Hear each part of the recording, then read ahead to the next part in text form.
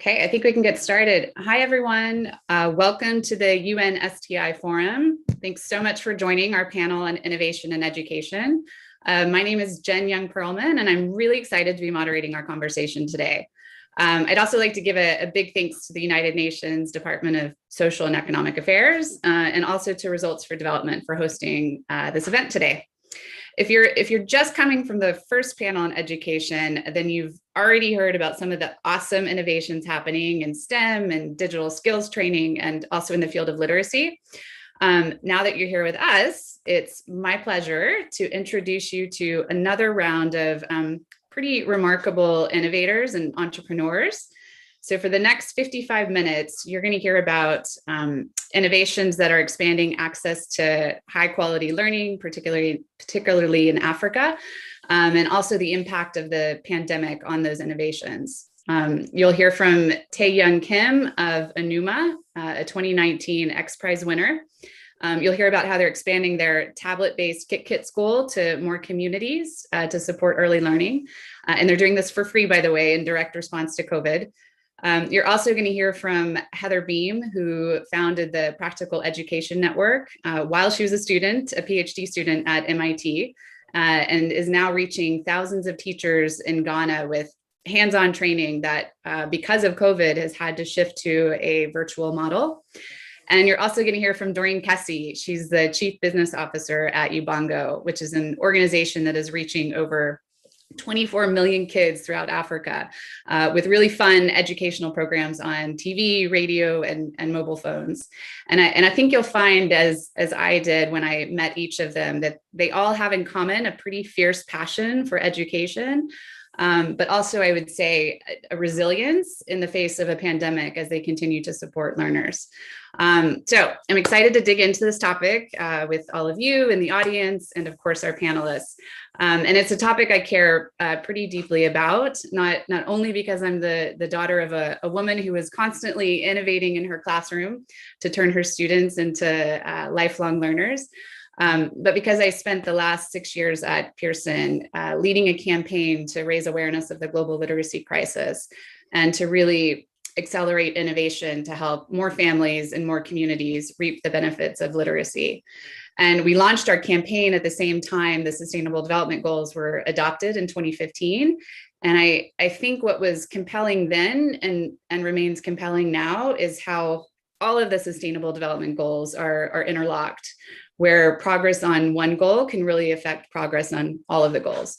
And because of this interdependence, there has been a real push to work together as a global community to really share resources, share strategies, and innovation tools. And so that's really the purpose of the STI Forum, to serve as a platform for facilitating relationships, knowledge exchange, and matchmaking among all of you. And so my ask of you as the audience is that wherever you are, whether it's your kitchen table, your office, your car, maybe your closet, that you listen closely to what these innovators and entrepreneurs have to say, that you really hear their stories. And then if there are ways that you think you can help or want to get involved, or if there's more you'd like to learn, I really encourage you to reach out to them. We'll be putting their contact information up on the screen towards the end of the discussion. You'll also have a chance to submit your questions to the panelists. So if you look to the right side of your screen, you should see a Q&A box where you can submit your questions and comments, and you can post them at any time. You can also like and comment on other posts. My only ask of everyone is that we please be respectful of each other. If there are any questions or comments that our team feels are not directly relevant to the dialogue or not in line with the UN Charter, they're going to be deleted. So hopefully that's not going to be an issue today. So with that, let's get started. I'm going to kick off the first part of our conversation with a few questions, and then we're going to save the last 20 minutes for audience Q&A.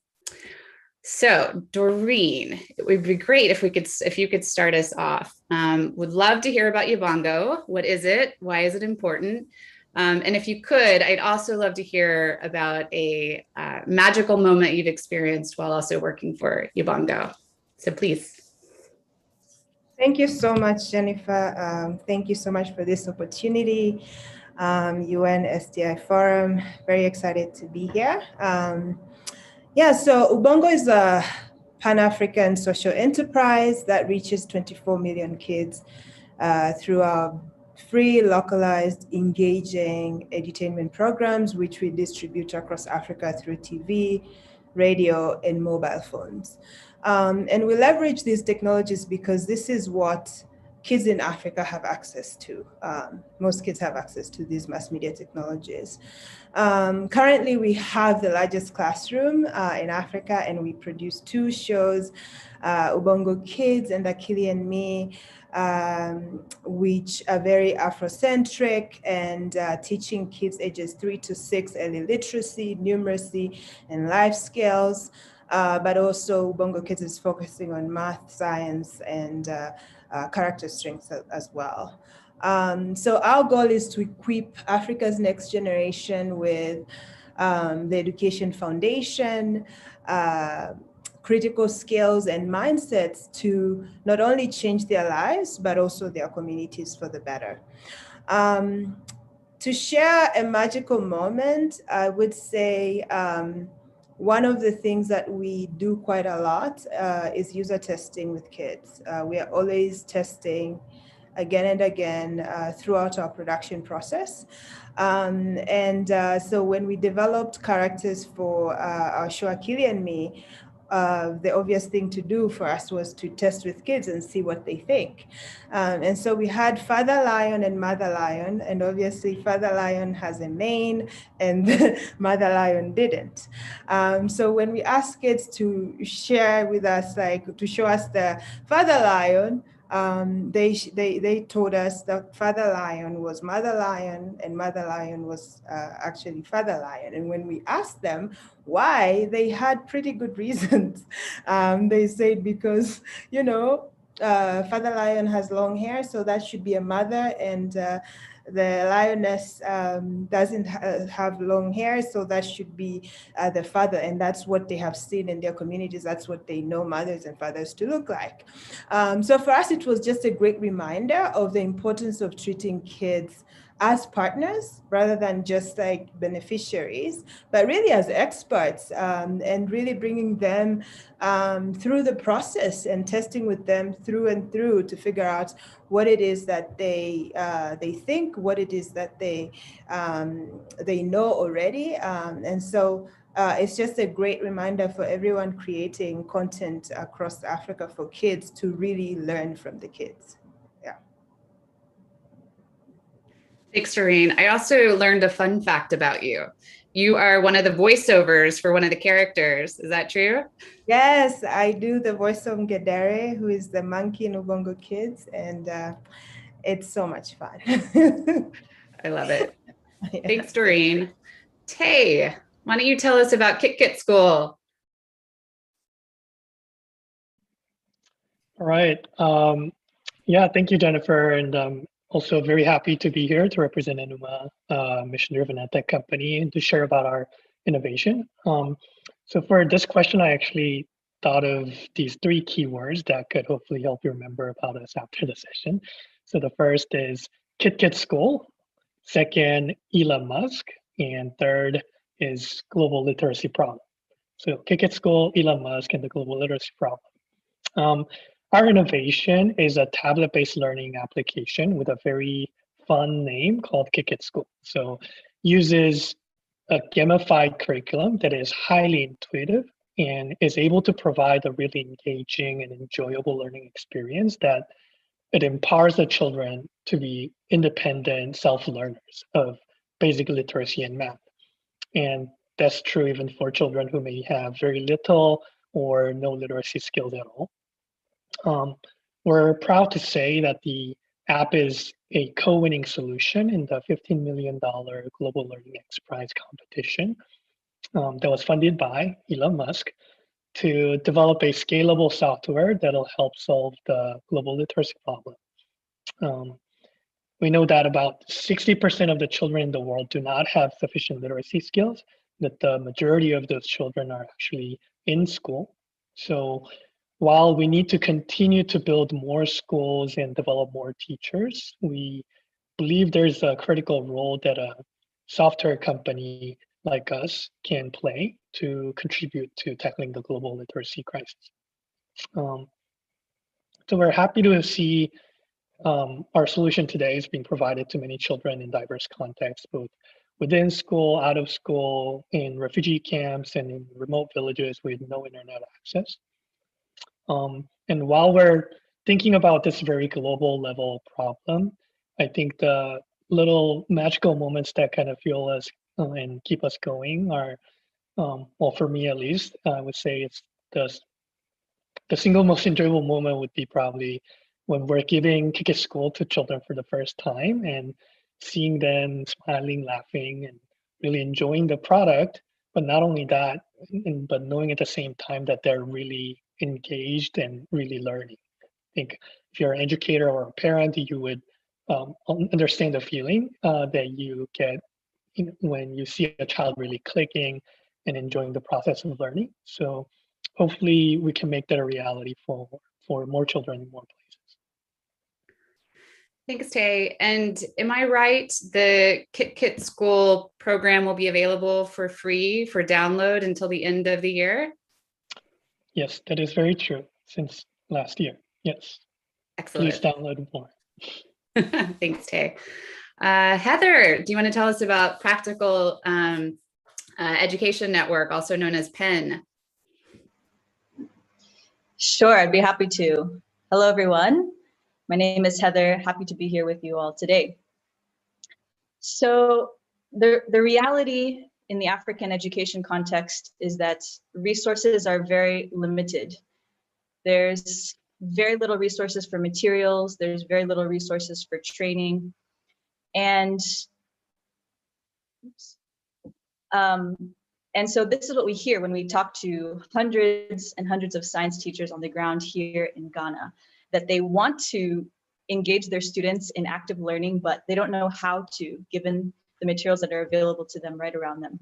So they feel limited to writing on the blackboard and just getting their students to chant back and forth, memorizing things. When I was a graduate student at MIT, I was very fortunate to be studying mechanical engineering there. And I found myself immersed in this environment that really celebrated project-based learning, hands-on activities, and experimenting with things and embodying a do-it-yourself or DIY ethos.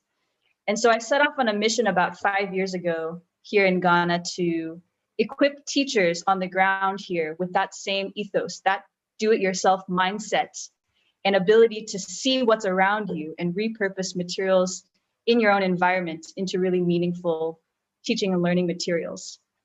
So the core programming that we do at Penn is a teacher training program. We help teachers leverage low-cost, locally available resources to teach STEM subjects in a more practical way. So we're talking about sticks and stones and flowers and bottle tops, things that you can find in any town or village in Ghana and really across the continent. So for the last 5 years, we have been on a mission to equip as many teachers as possible with this ability to repurpose materials in their environment. We've been able to train 100 trainers to reach more than 3,000 teachers, and we estimate that that has reached more than 500,000 students who are, in many cases, for the first time, learning with their hands, learning by doing. A magical moment for me would be visiting one of our trainees at her school. Madame Selassie teaches in Zenu, which is a low-income suburb of Accra, where I live. And when I walked up to her school, I was just amazed because it was unrecognizable that she was teaching science in the environment that she was. It was a standard government school, but she had managed to spread the students out around the compound outside. She had different activity stations set up for the students to rotate through. And there was just such a joy and energy in the atmosphere as students were doing experiments with vinegar and baking soda and straws and bottles. And it was just palpable, the energy in the atmosphere. And that's what keeps me going, to equip as many teachers as possible to transform their classrooms that way. Well, thanks, Heather. It's palpable in your voice too. You can tell how much you care about this work. So thank you for sharing your story. I All right, we're doing really well on time. And also, you guys are pretty active in the question board. Keep the questions coming. We'll look forward to getting to those in a few minutes. All right, let's shift gears to COVID and its impact on you and your organizations. We've all been touched by the pandemic in one way or another. We've all had to adapt in one way or another. But I'd love for each of you to talk about the specific challenges that the pandemic has created for your organizations and how you've responded to those challenges. And also, if you could, tell us about some of the opportunities that the pandemic has opened up for you that you predict will have potentially long-lasting effects on your program model or your business model. So Doreen, let's go ahead and start with you. Thank you. Yeah, so I think to start off, the first thing is around distribution. We distribute our content through broadcast, so we work with a lot of broadcasters for both TV and radio. With the COVID-19 in March 2020, it just became clear that more kids needed our content because schools were closed. And so that for us became like a top priority. And we wanted to make it easy for partners to access our content, but also because of the demand, we wanted to make it free so that more kids and more parents can access it. And also, usually we would travel to the country and launch and negotiate contracts and all of that. And so to avoid all of that, we just decided to make all our content free, available for free under the Commons Creative Non-Commercial License. This basically means that anyone can access our content and use it as long as it's for non-commercial use. And obviously there were some concerns about from partners and whether partners would pay and how this would affect our revenue, but we had to, say like, what is the right thing to do? Do you want to do the right thing or the safe thing? And we chose to do the right thing. And another challenge was, because our process for creating content is very user-centric. We are always testing with kids. Due to COVID, we couldn't bring kids to the office anymore. And so we had to look for alternative ways to continue to collect feedback, which would then integrate into the creation of our content. And so we started doing phone interviews in multiple countries, but also we built a virtual network of parents via WhatsApp and would send them questions and things that they can ask their kids and send us feedback so that we can use that feedback to then create content. We also had to figure out how to do recording, with kids from home because they can't come to the studio because we still need to continue creating content. So that was interesting, but we found ways to really get through it. There are so many opportunities that have come across. I think our partners, especially broadcasters, have recognized their role in supporting national education goals, and they have seen just how important they are in supporting learning from home through TV and radio. It used to take us 6 months up to a year to launch in a new country. Now it takes us a few weeks because of that mindset shift. We've also managed to distribute our content with partners like the UN, some of the UNICEF country offices as well. We've seen ministries of education really being keen to implement various digital learning solutions in different ways, which is really exciting. And also, we've seen increasing support from funders in the education ecosystem, looking to prioritize reaching kids at last mile, so in rural and non-electrified areas. That has been really exciting. That's great. Thanks, Doreen. Tay, do you want to go? Yes, I think Enuma has been really uniquely positioned to be a resource to many organizations and schools during this pandemic, obviously as an edtech company, but also because what we were developing for the remote and under-resourced communities shared a lot in common with what was needed to support learning during the pandemic. So in that sense, what we did was to enhance the accessibility of the product even more. So what we did immediately was, as mentioned earlier, is to make Kitkit School freely downloadable. And since July of 2020, we've received a request for over 41,000 licenses from nearly 300 organizations around the world. So we're really glad that Kitkit could be a great resource during this tough time. The other thing that the pandemic led us to do was evolving the Kitkit School app to be something that's even more accessible and compatible. So whereas Kitkit School was something that was compatible only on tablet devices, what we're now calling sort of the evolved version of Kitkit, Enuma School, is compatible with both smartphones and tablets. And we've decided to develop more language versions. So currently we're in the process of building an Indonesia version and Spanish version, and doing a large-scale pilot in Indonesia. Our hope is to provide the literacy module of the app for free in all of the new countries that will be expanding it. And the one big lesson learned, big takeaway, was that the pandemic made local partnerships even more critical than before, that the partnership strategy sort of had to be a core for our expansion and scale up strategy.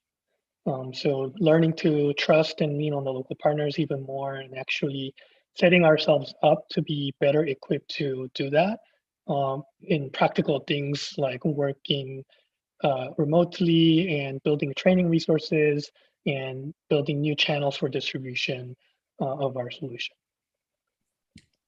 That's great. Thanks, Tay. Heather, would you like to go? Yeah, so for us at Penn, our core programming is a very hands-on experiential training program. And so pre-COVID, we actually didn't have a plan of going digital with our programming, because we really extract, all the richness that we get out of those in-person experiential interactions. But when the pandemic hit and the reality quickly became, just in our faces, that the overwhelming majority of children across the country were completely out of any sort of structured learning experience, and that's been the case for about a year. Was the case for about a year on the ground here. We knew that we couldn't sit idle. We had to still make fill a need in the ecosystem. So we challenged ourselves to pivot our hands-on teacher training online.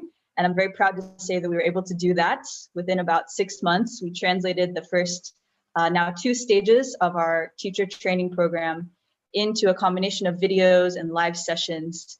And we've trained about 150 teachers across different parts of the country now, over about a dozen live sessions. And I've been very pleasantly surprised at how well it's gone. It's been interesting for us to see how learning in the digital environment actually can open up new modes of interaction with teachers. And we're getting even a more individualized experience with teachers as they do this. So we're having teachers access pre-recorded videos of the hands-on activities with instructions, mix this together and all that. And then they gather the materials in their own environments, do it themselves, and then we share experiences together in a live session. So it's been really eye-opening how what we thought before was impossible or perhaps worse than what we were currently doing actually has opened up new modes of learning and engagement with the teachers. And so we're really excited to continue building on the online training platform in the years to come. That's great. I said you guys were all resilient. So hopefully now the audience understands why I said that. I have a quick follow-up question. And Tay, you already mentioned this in your remarks, but given how challenging this past year has been, Doreen and Heather both, I'd love for you to share just one thing you've learned or took away from this past year, maybe something that surprised you about yourself, your organization, your colleagues, the people you serve. And I also want to invite the audience to share your own lessons learned and takeaways too. So feel free to drop your comments in the Q&A box. But Doreen, is there a takeaway you'd like to share? Yes. Yeah, what a year that was, hey? So many lessons learned. I think we could all, if we all shared, would be here all day. But I think I would say maybe two that really came up for us as an organization.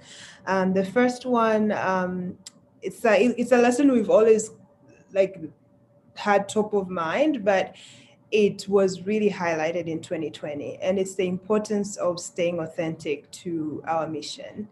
And we have one of our Ubongo's principles as it's all about the kids. But like we actually really had to make decisions in 2020 with kids at the center. And because of that, we had to say a lot of hard no's and say a lot of hard yeses, right? So the fact that we just made all our content free, that was a tough decision. But it had kids at the center, it had kids in mind, and so we went with it. In early March, before like COVID kind of hit Sub-Saharan Africa, we did a conference which we called Building Brains, and we invited all stakeholders around the child, their parents, government, teachers. And again, we said, if it's a conference about the kids, then kids need to lead the conference. They have to design the conference with us, and they have to attend. And so we had kids come, mothers bring their kids, young kids, it doesn't matter what age. We had kids MC the event. We had kids like lead the event. And it was just so beautiful to see. But it just kind of reminded us it's not enough to just talk about it, but we have to do it in the implementation, like really have kids as experts, as partners, and not just as beneficiaries. My last one is adapt or die, which I think that is probably everyone has had to adapt in some way to make it through 2020. So yeah, that was very much at the center as well. Thanks, Doreen. Heather, what about you? For me, I would say nothing is impossible. Like I said, doing hands-on training online didn't seem realistic prior to COVID, but we've made it work, and that's in spite of very poor network connectivity. Even in the capital, the internet connection is not strong. Low digital literacy levels. People are not so familiar with how to use digital tools, especially for education and training purposes. And then doing hands-on stuff, working with physical materials in an online environment. But nothing is impossible. We've been able to make it happen. And to add in a little bit of something, I heard from my team this morning, they shared a video with me of one of the teachers who's going through our training right now. It's just a simple activity where basically you're gluing pieces of paper together, but he couldn't access glue in his very remote village. And so the willpower was there though, right? So he found a local plant that has some adhesive properties, and he, joyfully brought it into his video and showed how he was overcoming the obstacles. So nothing is impossible. We can do hands-on training online, and locally available materials can be repurposed to teach all sorts of science activities. Okay, thanks, Heather, and thanks for everyone who's watching for sharing your experiences as well. All right, we have one last question, and then we're gonna open it up to audience questions. So looking ahead, what's next for your work, and really importantly, how can this community who's listening in today support you to expand or accelerate your impact? So Doreen, let's go to you. Thank you. So we want to reach, and this is an audacious goal, but we want to reach 500 million kids across Africa. So all of them, if there's 501, we want to reach all of them. And we are currently reaching 24 million kids. So we have such a long way to go. And so over the next year, we want to obviously increase our efforts to reach more kids, but more specifically in rural, non-electrified areas. We call this kids at last mile. And so that means with non-broadcast products, because most of them don't have access to TV. So we have to be on the ground. And also we want to reach 28 million on TV and radio by the end of this year. By 2025, we want to be reaching 60 million kids across the continent, while continuing to improve their cognitive, socio-emotional learning, literacy, numeracy, and more. So a couple of things that I think would go such a long way in terms of support. First is around partnerships. We want to connect with anyone who would want to take our free content and distribute it, either through your projects or interventions on the ground, be it broadcast or any other means. We know that it will only take partnerships for us to reach all these 500 million kids. Financial support through funding is greatly needed, just because also, especially because we've put our content on Creative Commons and it's free. So we need partners to subsidize the cost of creating this content. We are also always looking for experts in the field of education, ACD, research, and more. But also just sharing our content with your family and friends really helps us create awareness and get people excited about our content. Yeah, thanks. That's awesome. I love that your goal is 500 million children. There's an adage out here in San Francisco where I live, which is if you're hitting your goals, they're not challenging enough. So I love that. Tay, tell us what's next for you and how the community can support you. Sure. I'd like to also share an ambitious goal of ours. So after years of improving on the solution that can enable learning to happen anywhere, we feel we're really ready and at a point where we can expand more rapidly to more languages and more regions. So our ambitious goal is to develop all the language versions that we can distribute to 2/3 of the world by 2025. So we're really looking for strategic partnerships for developing new language versions. That means funding and as well as distribution of the versions that we developed and implementing things like field testing and piloting in those countries. So we are looking for any and all types of partnerships in that regard. Specifically in Indonesia and Malaysia in Latin America, we are those three areas are our next current in the current pipeline and our next year's pipeline. So we would be very keen to talk to folks in that region. Great, thanks, Tay. Heather? Well, we at Penn, we're on a mission to enable every African child to learn by doing. So we would love to connect with partners who are interested in joining us in that work.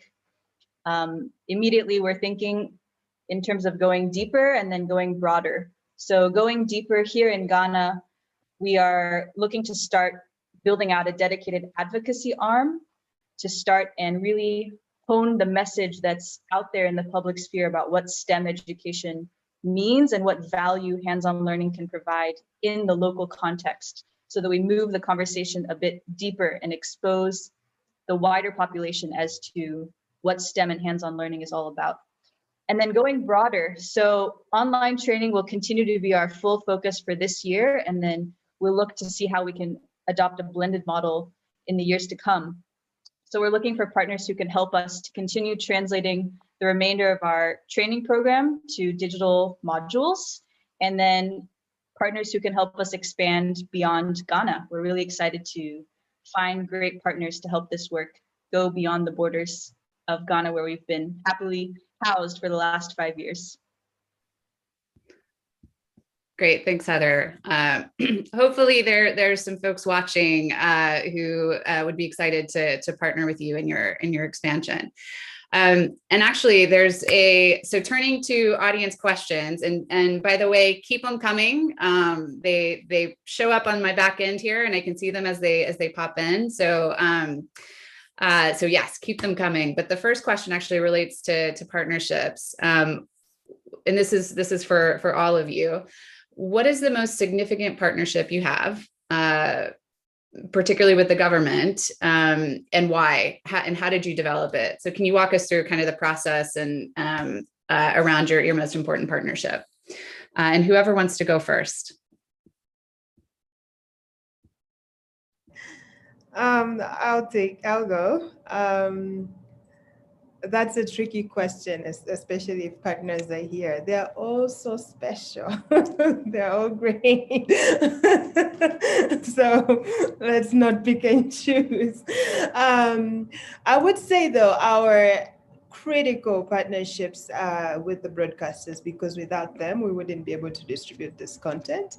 And a lot of them are national broadcasters because they have the highest reach in most countries. So that's critical for us. We need to be on air, we need to be on TV and radio for us to reach kids. But I would say one specific relationship that is really exciting for us, actually maybe two, one in Malawi with the Ministry of Education in Malawi, where we are now adapting our content into Chichewa. And we're going to do a pilot in schools and have our content on devices and make it accessible to kids. And there's a lot of support from other partners. We are working with BSO, but also the government to make that possible. So that's exciting. I would also say another partner in Nigeria who is really Area 24, who is helping us adapt content into Yoruba and Hausa and actually also broadcasting it. So that's really exciting for us when we see partners who are willing to take on the burden and just like amplify our impact. Yeah. That's great. Tay or Heather, do you want to answer that? And you don't have to play favorites. You can just highlight one of your important partners. Okay, I'll just quickly mention that we've worked closely with the Ghana Education Service throughout our time in operation. And one exciting partnership that emerged in the last 2 years was with the Ministry of Education's curriculum arm. So they invited us to join them as they were revising the national curriculum. And to our knowledge, we're the only NGO that was invited in that capacity. And so we had the opportunity to join them and infuse more practical, more hands-on content into the curriculum. And so we're excited about that and what that means for the future of what teachers and students are assessing in that standard document that's out there. Great. Tay, do you have anything to add? I would say Enuma being a software company, our critical partners are the ones that are on the ground and the ones that are managing the various local stakeholder relations and the field implementation. So those partners have been really critical in our new expansion in Indonesia, as well as our work in East Africa with Kitkit School. Great, thanks. So I like this next question. I really like, and all of you can take this. It's how do you balance scaling your impact and scaling your business? Whoever would like to go first.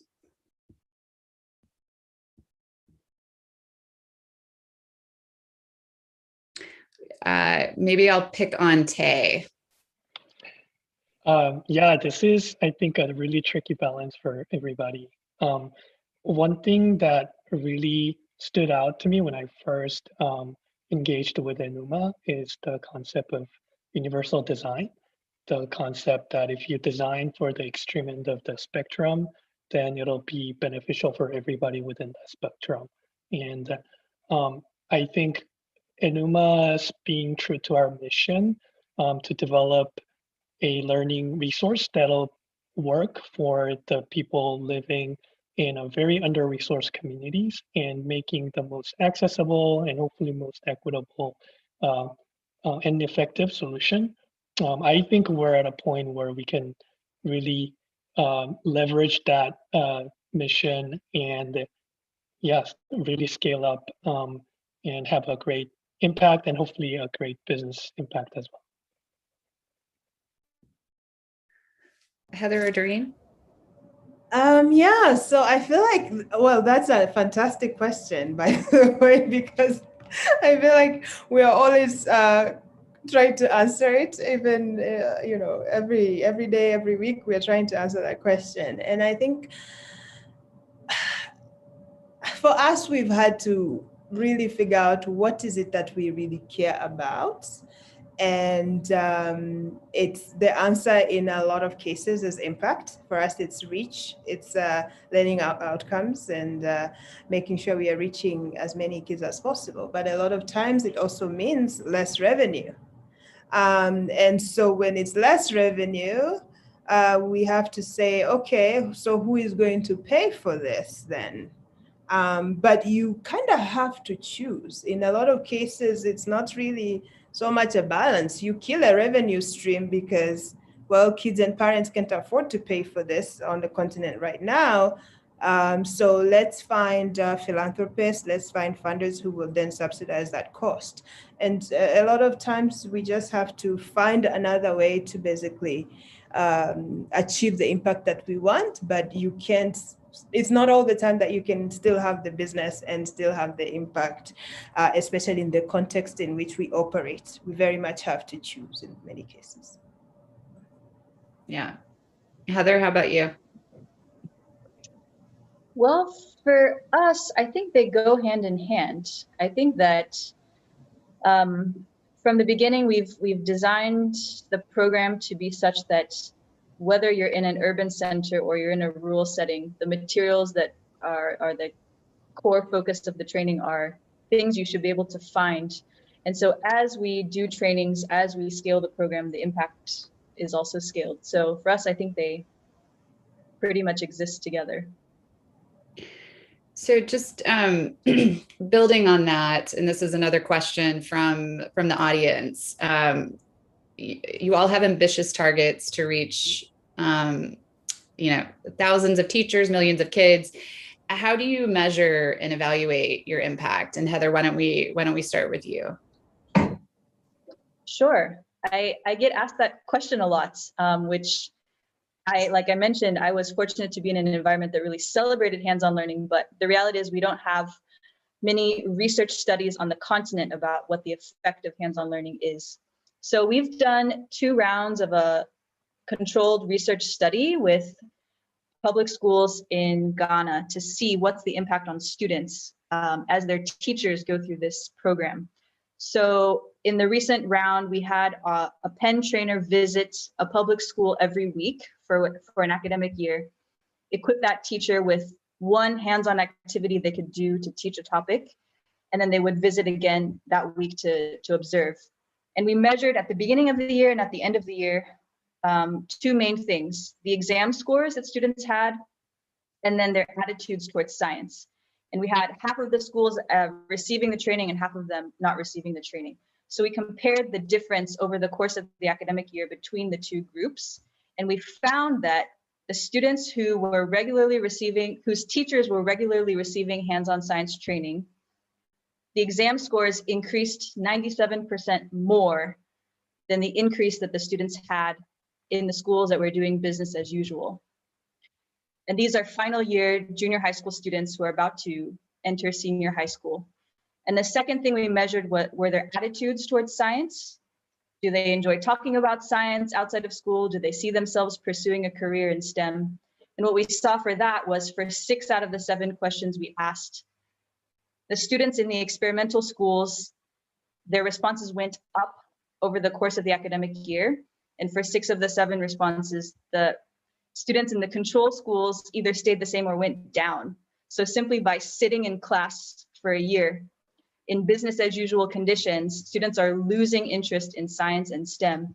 And this is a major area where I see the program making an impact, is not only stopping that, but actually getting students interested in pursuing science and STEM, which is the foundation for any country to develop. I'm going to ask the same question of Tay and Doreen, but Heather, there's a question here for you, which I think relates to what you were just saying. Do you also use recommended research objectives to train teachers in Ghana on how to better teach STEM subjects, and how successful has it been, if so? Recommended research objectives for the teachers. Okay, so if I'm interpreting that right, I guess the question is maybe how we fit the pedagogy and the content within the global context of research and best practices. Yeah.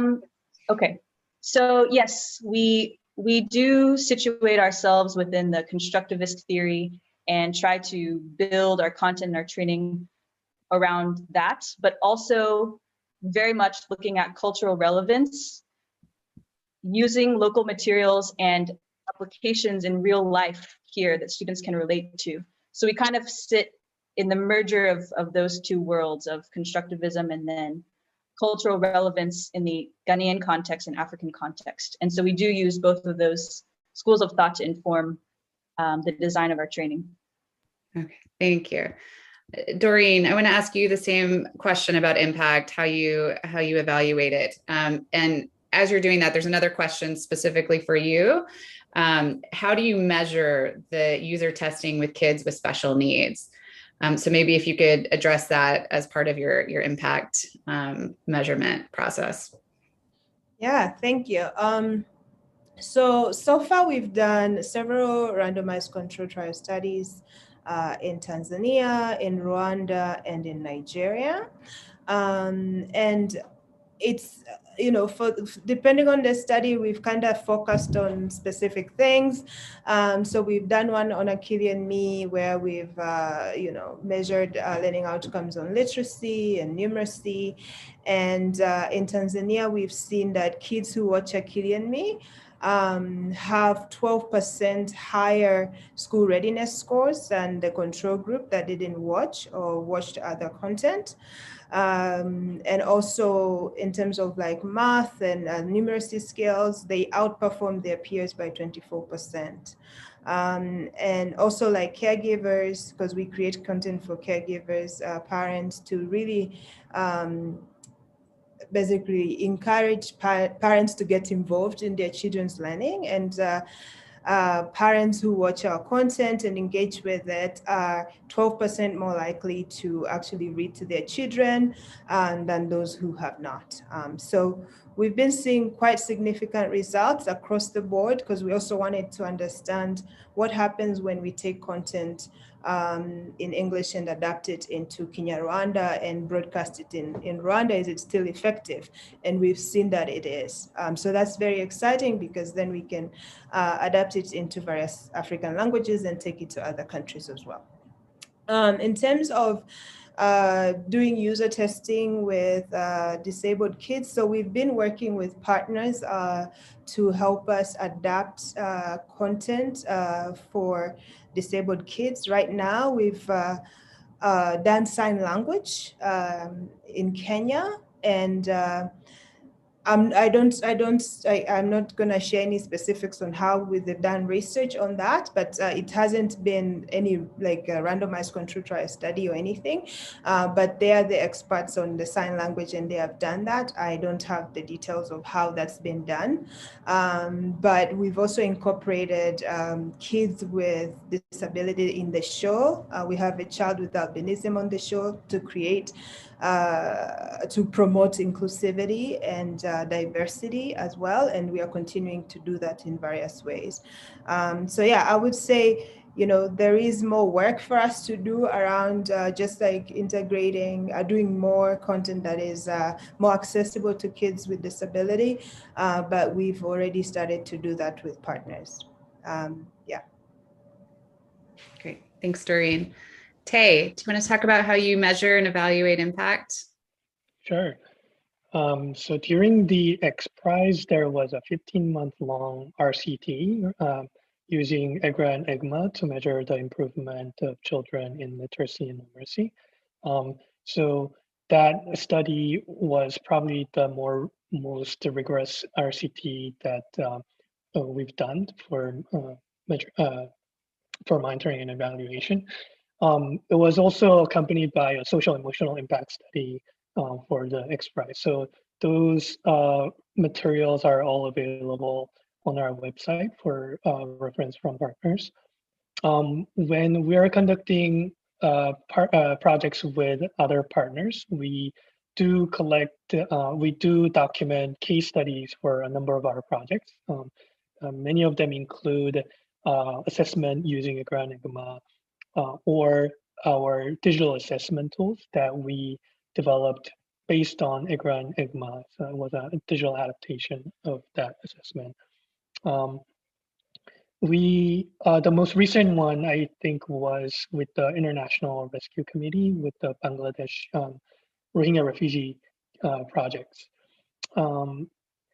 For impact on learning outcome, we also look at the playing log data of individual children. So we look at the play patterns and the amount of time they spent on different learning activities on the app, and use that to gain better insights on the learner behavior and impact. We also use that to inform how we might better improve on the product, how we can better contextualize when we're entering into a new country with a new language version. And we're continuing to also develop the digital assessment tool, further enhancing it to be able to measure with more, I guess, more ease and ease of implementation in more places. Yeah, so I'll stop there. That's great. Thank you, Tay. So looking at the clock, we have just a few minutes left. So I think we're going to stop there with the Q&A. But thanks for everyone's questions. And thanks for spending the last hour with us. That went fast. But just a couple of things before all of you go. We're putting up on the screen. You should see that right there, our contact information for Heather, Doreen, and Tay. So please reach out to them directly if you feel like there are ways that we can support each other and learn from each other.